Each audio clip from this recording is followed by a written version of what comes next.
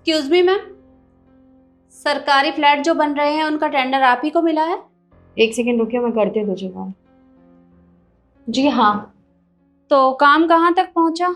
एक सेकेंड, मैंने तुझे बैठने की परमिशन दी है जो तू इस चेयर पे बैठ रही है? हाँ, अरे मैडम जी, क्या हो गया? वो बैठकर बात करना चाहती है, इसमें गलत क्या है? सैलरी तुम्हें मैं देती हूँ या ये देती है? मैं देती हूँ ना, तो चुपचाप खड़े रहो। जितना कहा जाए ना सिर्फ उतना ही कहा करो। देखिए, मैं सिर्फ ये जानने की कोशिश कर रही हूँ कि काम कहाँ तक पहुंचा। काम? अरे मैडम जी, आप कैसी बातें कर रही हो? ये और काम, पहले थोड़ी सी पार्टी करेंगे, उसके बाद काम करेंगे, ये है ना? और पार्टी से फुर्सत मिलेगी तभी काम हो पाएगा, है ना? मुझे ऐसा लगता है केशव, तुम्हारी जुबान ना कुछ ज्यादा ही चलने लग गई है, क्योंकि मैंने तुम्हें ना जरूरत से ज्यादा छूट दे दी है। तुम भूल रहे हो शायद, जितना भी बाहर से पैसा आता है ना, 10% कमीशन देती हूँ मैं तुम्हें। और अगर मैंने तुम्हें जॉब से निकाल दिया ना, तो ना ही तुम्हें कहीं जॉब मिलेगी और ना ही मैं तुम्हें कहीं मुंह दिखाने लायक छोड़ूंगी। तो चुपचाप खड़े रहो। और यस, मैं हूँ बदतमीज, और मैं बहुत बदतमीज हूँ। मुझे तो किसी से बात करने तक की मैनर्स नहीं है। और रही बात काम की, तो काम तो मैं बिल्कुल भी नहीं करती हूँ। जितना भी पैसा आता है ना, वो सब मैं अपनी जेब में रखती हूँ। रही बात तेरी, तो तेरी जैसी ना दिन में 36 आती हैं कि मैम मैं आपके खिलाफ कंप्लेन कर दूंगी, आपकी शिकायत लगाऊंगी, ये करूंगी वो करूंगी, फलाना ढमकाना। लेकिन मैं किसी से नहीं डरती हूँ। पता है क्यों? क्योंकि मेरे पास पैसा इतना है, और जिसके पास जितना पैसा होता है उसके आगे ना सब जीरो होते हैं, और सब मेरी मुट्ठी में है। और रही बात तेरी, तो तुझे भी मैं ये इसलिए बता रही हूँ कि तू भी मेरा ना कुछ नहीं कर सकती। देखिए, मैं आपसे प्यार से बात कर रही हूँ, पर शायद आपको प्यार की भाषा समझ में नहीं आती। और अगर आपको ये पता चलेगा कि मैं हूं कौन, तो शायद आपके पैरों के तले से जमीन खिसक जाए। हो, जमीन खिसक जाएगी?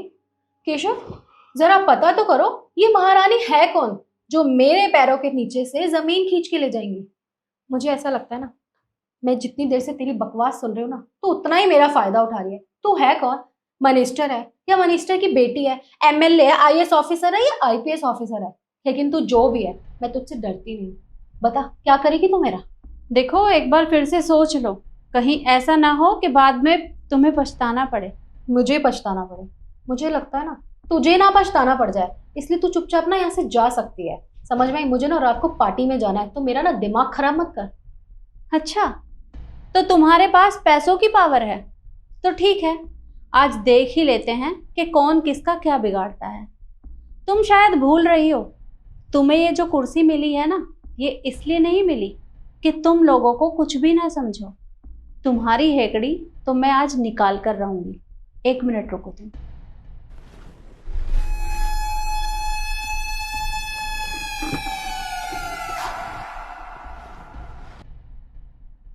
हेलो, मैंने जो काम करने के लिए बोला था वो हो गया?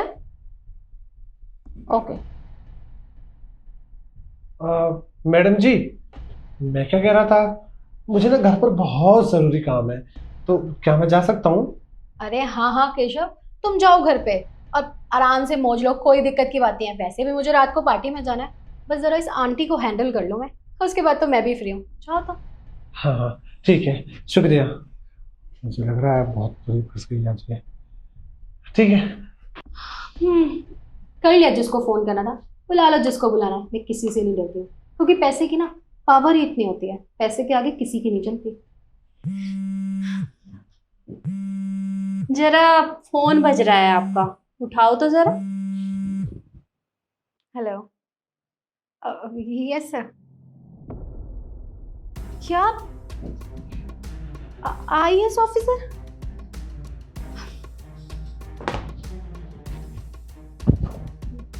Hello ma'am.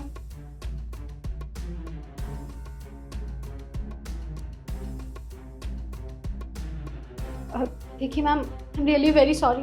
मुझे नहीं पता था आप यहाँ के आईएएस ऑफिसर हैं, और मैंने तो आपसे बहुत ज़्यादा बदतमीजी कर दी।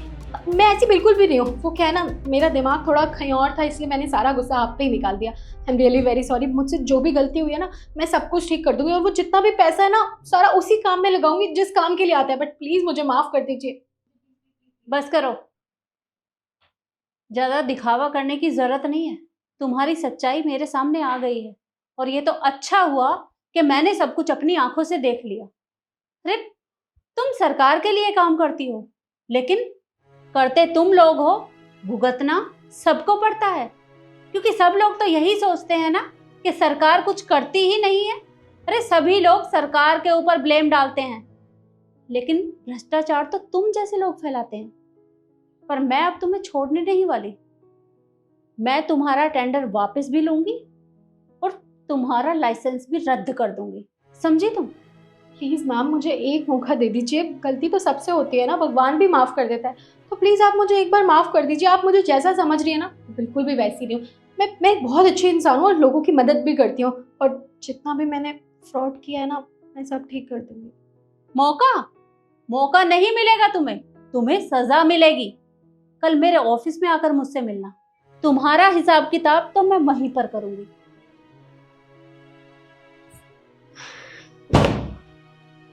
इतनी बड़ी बेवकूफ़ी कर दी इशू तूने। इतनी बेवकूफ़ कैसे हो सकती है तू? अब क्या होगा?